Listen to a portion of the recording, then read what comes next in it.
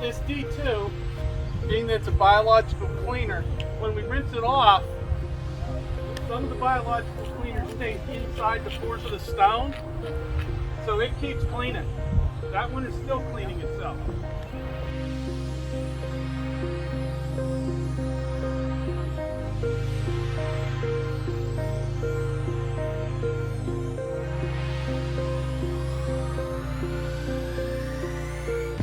David McCullough. Does everybody know who David McCullough is? Yeah. Okay. Wrote the Johnstown Flood, the book.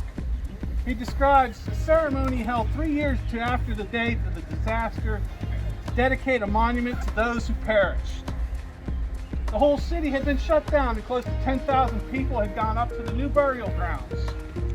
In attendance was the new governor, Robert Patterson, and the governor at the time of the flood, General James A. Beaver. Does anybody know who he is? No? See, I'm not a big fan of Penn State, so I really don't care. Beaver Stadium was named after General Beaver.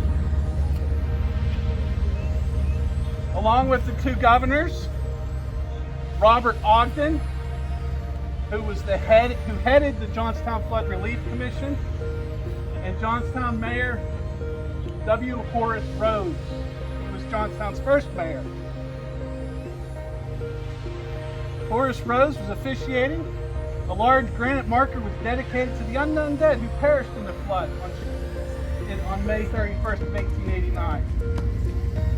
It had taken some time to raise the money for the monument and for all the headstones. Initially, there were 752 headstones.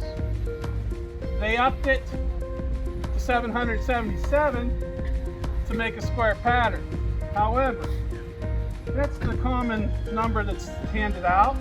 If you actually count them, there's 816.